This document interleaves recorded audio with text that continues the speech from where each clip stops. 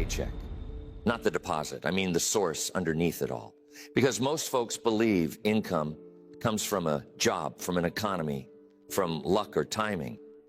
But that's not it. That's never been it. Income comes from value, and value comes from skill. Now, here's what most people never learn. Skills don't retire. They don't get laid off. They don't vanish when the market shifts or the company folds. A skill you build today can feed you 30 years from now. It follows you. It compounds inside you. And no one, no boss, no downturn, no bad season can take it away. Because that's the truth about skill. It's the one asset that lives inside you. Everything else can be lost. Money can be spent. Jobs can disappear. Titles can be stripped away. But what you know how to do, what you've trained yourself to become, that stays. That pays. And it pays for the rest of your life. And you don't build that by accident. You build it on purpose. You build it slow, brick by brick, in the quiet hours when no one's watching. Because here's what most people miss. The market doesn't pay for your time. It pays for your ability. And ability is something you choose to develop. So if you've been trading hours for dollars and wondering why the numbers never grow, good. You're in the right place. We're not here to talk about working harder. We're here to talk about becoming worth more. It won't happen overnight. It won't happen without discipline, but it will happen. 10 skills, practical, timeless, and designed to raise your value for as long as you live. Not someday, not when it's convenient, but now, while you've still got years to let them compound. The first skill that pays you for the rest of your life, the ability to sell. And I don't mean standing behind a counter pushing product on people who don't want it. I mean the deeper thing, the ability to move an idea from your mind into someone else's, the ability to make a case, to persuade, to transfer belief. Because everything in life comes down to that. You sell yourself in an interview. You sell your vision to a partner. You sell your kids on values worth living by. You sell your team on a direction. And the person who can do that well, clearly, honestly, with conviction, never goes hungry, ever. Now, most people are terrified of it. They hear the word and they flinch. They think it's manipulation. They think it's pressure. But real selling isn't any of that. Real selling is service. It's finding what someone truly needs and helping them see that you've got the answer. It's the most human thing there is. You learn to ask questions. You learn to listen more than you talk. You learn to read what someone isn't saying, because the amateur talks about features. The professional talks about the person in front of them. And that shift from here's what I have to here's what you need, that's the whole game. And here's what makes it beautiful. You never stop needing it. A doctor sells the patient on the treatment. A leader sells the crew on the mission. A parent sells the child on discipline. Everyone who's ever moved another human being to act, they sold something, whether they called it that or not. You practice it in the small moments. You state your case with clarity. You stop apologizing for what you believe. You learn to handle a no without falling apart. You learn that objection isn't rejection. It's just a question that hasn't been answered yet. Because the person who can sell can survive anywhere. Drop them in a new city with nothing, and within a year, they'll be back on their feet. Why? Because they carry the skill inside them. They can create value out of thin air. And that kind of security, that's worth more than any savings account. So you build it deliberately. You study the craft. You watch how the best ones do it. You practice the language until it becomes second nature. And you carry it with you for the rest of your days. Because a man who can sell is never truly poor. He's just temporarily between deals. The second skill that pays you for life, the ability to communicate with power, to speak in a way that lands. to write in a way that moves. Because here's something few people understand. Your income rarely rises higher than your ability to express yourself. Think about it.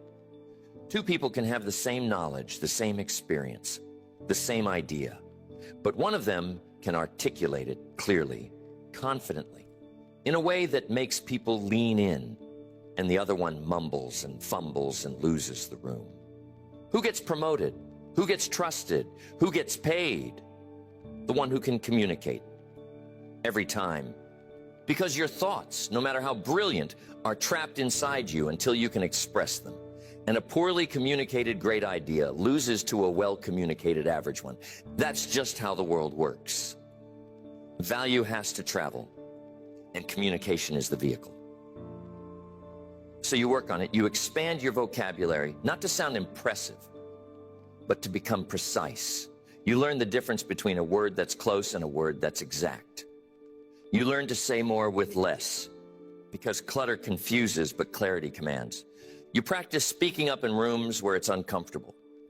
You volunteer to give the report. You raise your hand. You write the email that says exactly what you mean without a wasted word.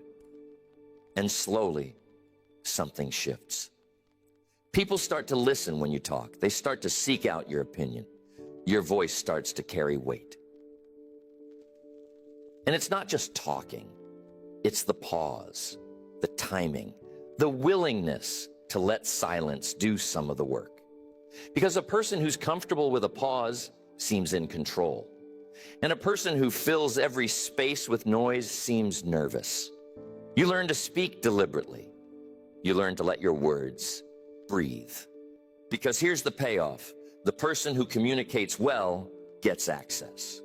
Access to better opportunities, better relationships, better rooms, doors open for the articulate that stay shut for the silent. Not because they're smarter, but because they can carry their intelligence out into the world. So you refine it every single day, in every conversation, in every note you write. You treat communication like the master skill it is. Because when you can make yourself understood, clearly, persuasively, with heart, you become someone the world can't afford to ignore. The third skill that pays you for life, the ability to manage money. And I don't mean earning it. Plenty of people earn plenty and stay broke their whole lives. I mean the skill of keeping it, growing it, directing it, making it work while you sleep. Because it's not what you earn that determines your future. It's what you do with what you earn. I've known men who made fortunes and died with nothing. And I've known people of modest income who built quiet wealth over decades. The difference wasn't the size of the paycheck. It was the discipline behind the dollar. You've got to learn the rhythm of it. A portion to live on, a portion to give, a portion to invest. That structure, that quiet, unglamorous structure, is what separates the free from the trapped. Because the person who saves and invests is building an army. And every dollar he sets aside is a soldier that goes to work for him. Most people never learn this. They spend everything they make and then some. They let the money run through their hands like water. And when the hard season comes, and it always comes, they've got nothing underneath them. No cushion, no options, no freedom. But you learn to tell your money where to go before it disappears. You learn the difference between an asset that feeds you and a liability that drains you. You learn that buying things to impress people is the fastest road to slavery, and you refuse to walk it. You get educated. You study how wealth actually gets built. Not overnight, not through luck, but through patience and compounding and time in the game. You learn that boring is beautiful when it comes to money, that the tortoise wins, that consistency beats intensity every single time. And here's what it buys you. Not just things, but options. The freedom to say no, the freedom to walk away from what doesn't serve you. The freedom to take a risk because you've got a foundation underneath. That's what money management really pays. It pays you peace. So you master it. You take control of the numbers instead of letting them control you. Because a man who commands his money commands his life. And a man who doesn't, no matter how much he makes, stays a servant to his next paycheck for as long as he lives. The fourth skill that pays you for the rest of your life, the ability to solve problems. Because I'll tell you what the world really rewards. Not effort, not intention, not how busy you look. The world rewards solutions, and it rewards them richly. Every business exists to solve a problem. Every paycheck is compensation for a problem someone paid you to handle. And the bigger the problem you can solve, the more complex, the more critical, the more people it affects, the more you get paid. That's the whole equation. Your income is tied to the size of the problems you're willing to face. Now, most people run from problems. They see one coming and they duck. They complain about it. They hope someone else deals with it. And in that avoidance, they cap their own value. Because you can only get paid for what you're willing to tackle. And if you tackle nothing hard, you get paid next to nothing. But the problem solver moves toward the fire. He walks into the room everyone else is avoiding and says, "Let me look at this." He doesn't panic. He doesn't freeze. He breaks the thing down. He asks better questions. He finds the root instead of arguing with the symptom. You build this by staying calm when things break. When the situation gets messy, you don't spiral into blame. You get curious. You ask, what's actually going on here? What's the real cause? What are the options? You treat every problem like a puzzle instead of a punishment. And you train yourself to think in steps. You learn to separate what you can control from what you can't. You learn to focus your energy on the lever that actually moves the thing. Because most problems aren't solved by working harder. They're solved by thinking clearer. Here's what happens when you become known as a solver.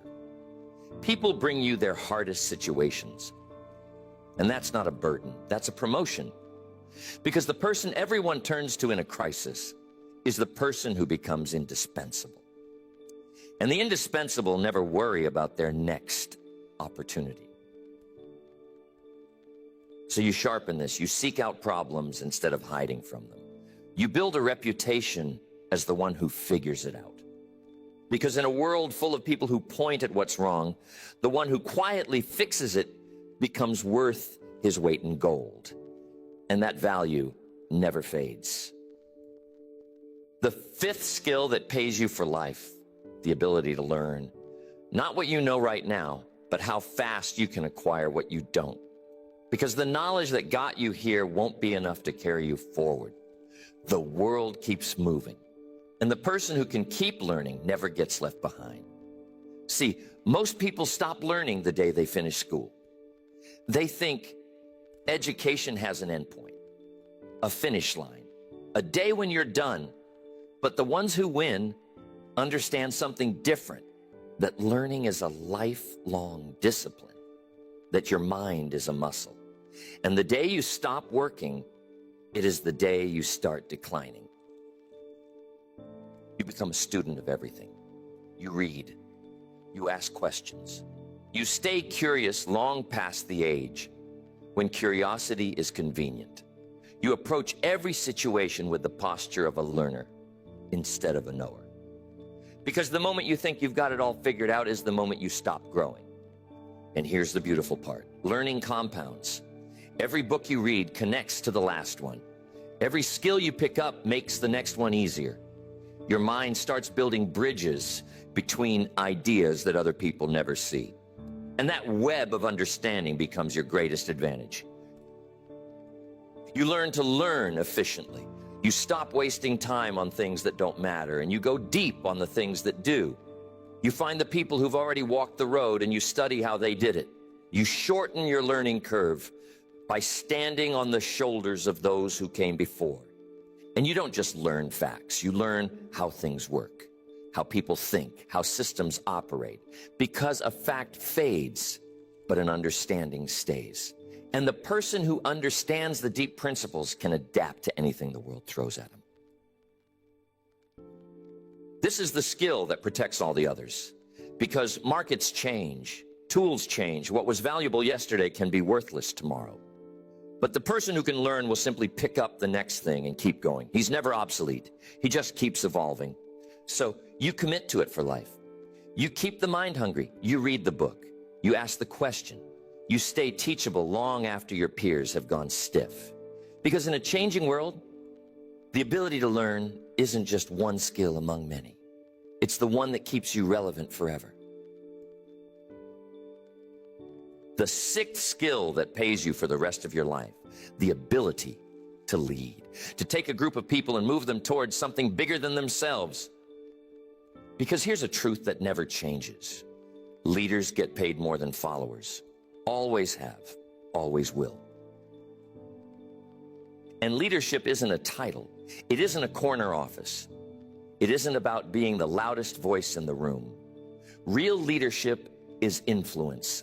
It's the ability to get others to want what you want, to trust your direction, to follow you, not because they have to, but because they believe in where you're taking them. Most people think leadership is about commanding, barking orders, being in charge. But the deepest form of leadership is service. It's asking, how do I make these people better? How do I bring out what's already in them? How do I create an environment where they can win? That's the kind of leader people follow to the ends of the earth. You build it by developing yourself first, because you can't lead others to a place you've never been. You can't ask for a standard you don't hold. Leadership starts with the discipline you demand of yourself when no one's around. And people can feel that. They follow the person who's already walking the walk. You learn to make decisions, because that's what a leader does. He decides. When everyone else is confused, when the path isn't clear, the leader steps up and says, here's where we're going. Not with arrogance, with conviction, because a group without direction goes nowhere. And someone has to point the way. You learn to take responsibility, not just for your own results, but for the whole. When things go wrong, the leader doesn't point fingers, he owns it. And when things go right, he shares the credit. That's the character that earns loyalty. That's the posture that builds trust. And here's what leadership pays. It multiplies you. One person working alone can only do so much, but a leader who can inspire 10 or 100 or 1,000, his impact expands beyond anything he could do with his own two hands. And the market pays enormously for that kind of multiplication. So you develop it deliberately over a lifetime. You learn to communicate a vision. You learn to develop the people around you. You learn to carry the weight that others won't. Because the ability to lead doesn't just raise your income. It raises everyone who has the good fortune to follow you. And that's a legacy that pays long after you're gone. The seventh skill that pays you for life, the ability to manage yourself, your time, your energy, your attention. Because you can be the most talented person in the room, but if you can't govern yourself, all that talent leaks out through the cracks of poor discipline. Here's what I've learned. Everyone gets the same 24 hours. The billionaire and the beggar, same clock, same day. The difference is never in the amount of time. It's in how it gets used. And the person who masters his own hours holds a power that most people never even reach for. Because most people drift. They react to whatever's loudest. They let the day happen to them instead of designing it. They chase the urgent and neglect the important. And at the end of the year, they wonder where all the time went. It went where it always goes, to whoever failed to claim it. But you take command. You decide what matters most, and you build your day around it. You protect your best hours for your most important work. You learn to say no to the good so you can say yes to the great. Because your time is your life, and how you spend it is how you spend your years. And it's not just time, it's energy. You learn what fuels you and what drains you. You learn to rest before you're exhausted, not after you've collapsed. You treat your body like the instrument it is, because a sharp mind in a tired body still loses, and you're playing a long game. You govern your attention like it's the treasure it is, because attention is the currency of achievement. Whatever you give your focus to grows, and whatever you neglect withers. The person who can concentrate, who can go deep on one thing without scattering, accomplishes more in an hour than the distracted man does in a day. And you build the discipline to do what needs doing, whether you feel like it or not. Because feelings are unreliable. They come and go with the weather. But the person who's learned to act on commitment instead of mood, he becomes unstoppable. He doesn't wait for motivation. He just moves. So you master yourself first. You put yourself under your own command. Because a man who cannot lead himself will never be trusted to lead anything else. And the payoff for self-mastery isn't just productivity, it's freedom. The deep, quiet freedom of a life you've actually decided to live. The eighth skill that pays you for the rest of your life, the ability to build relationships, to connect with people, to earn their trust, to create bonds that last. Because I'll tell you something that took me years to understand. Your net worth is deeply tied to your network. Not in a shallow way, in a real one. Nobody builds anything great alone. Behind every success, there's a web of relationships. People who opened doors, who gave advice, who took a chance, who showed up when it mattered. And the person who knows how to cultivate those connections has access to opportunities the isolated man will never see. But here's the thing. You don't build relationships by taking. You build them by giving. The people who try to use others get found out quickly. But the person who genuinely serves, who adds value without keeping score, who cares about people beyond what they can do for him, that person builds something that lasts. You learn to be interested instead of interesting. You ask about them. You remember what they told you. You follow up. You show up. You become the kind of person others are glad to know. Because the world is full of people chasing what they can get. But the rare few who focus on what they can give, they become magnetic. You learn to keep your word in the small things. Because that's where trust is really built. The tiny promises, the little follow-throughs. When you say, you'll call and you call. When you say you'll be there and you're there, people are watching. And every kept promise is a deposit in a bank account that pays dividends for years. And you learn to handle conflict without burning bridges. Because relationships get tested. Disagreements come. And the person who can navigate tension with grace, who can disagree without becoming an enemy, who can repair what's been strained, he holds on to people that others lose. Here's what makes this skill so valuable. Relationships compound over a lifetime. The person you help today remembers it for decades. The trust you build in your 20s pays off in your 50s. Your reputation walks into rooms before you do. And a good name built over years becomes an asset no amount of money can buy. So you invest in people, sincerely, consistently, for the long haul. You treat every relationship like it matters, because it does. And by the time you look up, you'll be surrounded by a network of trust and goodwill that carries you through every season of life. That's a wealth that never runs dry. The ninth skill that pays you for life, the ability to think for yourself, to reason clearly, to weigh the evidence and reach your own conclusions instead of just absorbing whatever the crowd believes. Because independent thinking is one of the rarest, most valuable capacities a human being can develop. Most people don't think. Not really, they react, they repeat, they adopt whatever opinions happen to be floating around them, and they call it their own. They follow the herd because it feels safe. But the herd is usually wrong at the extremes, and it's usually broke too. Following the crowd is a reliable way to end up exactly average. But the person who can think, who can step back and ask, is this actually true? Does this hold up? What am I missing? That person sees what others don't. He spots the opportunity everyone else overlooked. He avoids the trap everyone else walked right into, because he's not moving on autopilot. He's moving on judgment. You build this by questioning your own assumptions. You get in the habit of asking why. Why do I believe this? Where did this idea come from? Is there a better way to see this?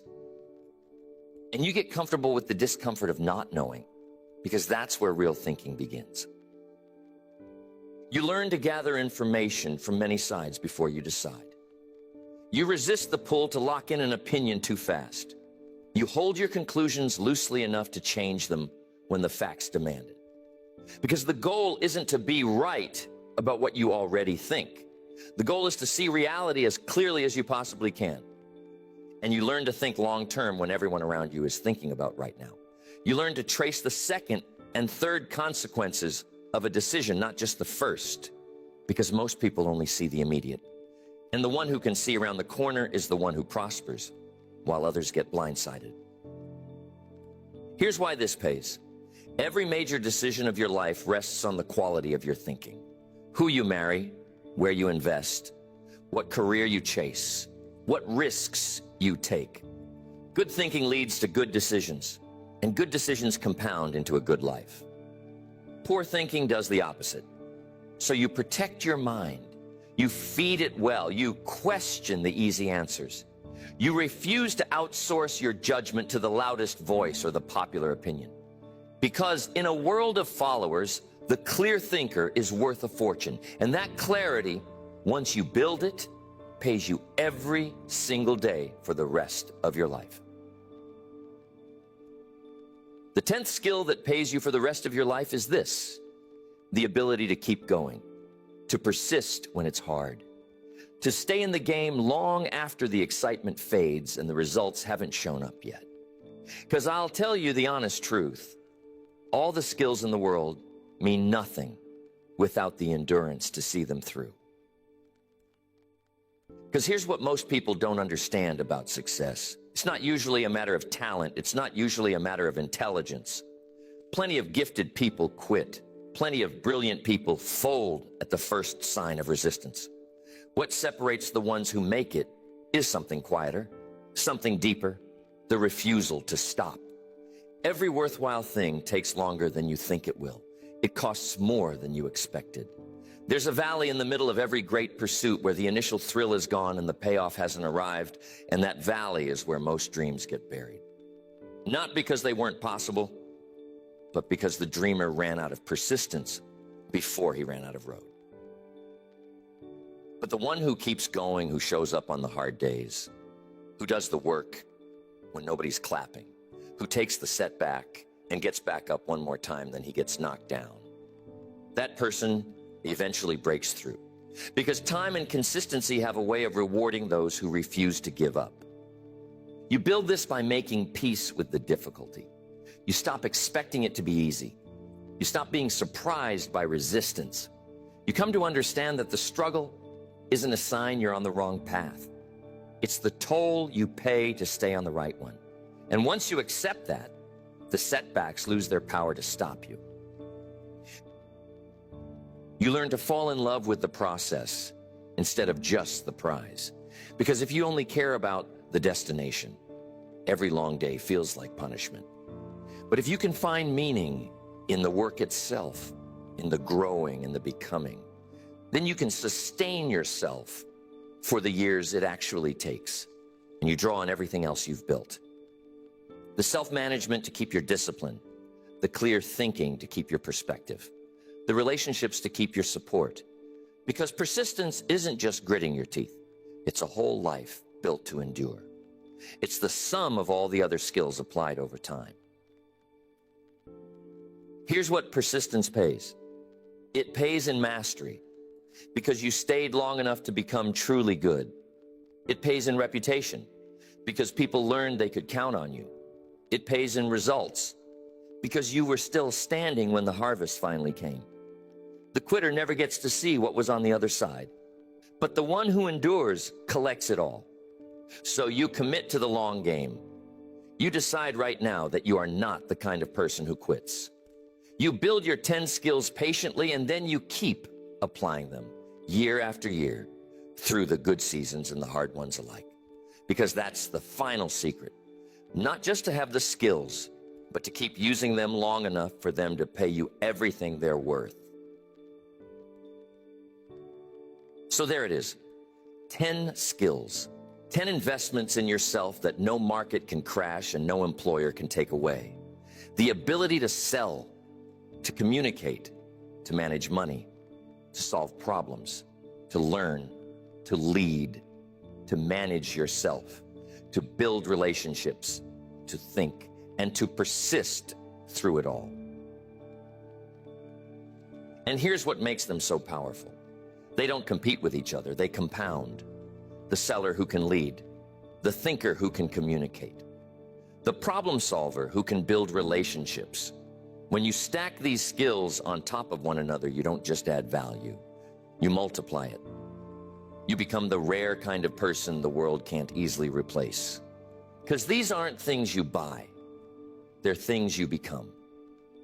And the day you decide to develop them is the day you stop being at the mercy of circumstance. You stop waiting for someone to give you a chance. You start creating your own. Because you've got something inside you that generates value wherever you go. Now, the money you earn today, you'll spend most of it. That's the nature of it. But the skills you build today will keep on earning for the rest of your life. They pay you in your 30s and your 50s and your 70s.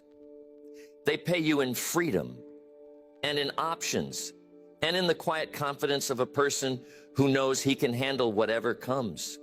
So you begin, not tomorrow, not someday. You pick one of these 10 and you start building it now. You read the book. You have the hard conversation. You take command of your time. You put yourself under the kind of discipline that grows a person. Brick by brick, day by day. Because this is the great secret that the wealthy have always known and the struggling have always missed.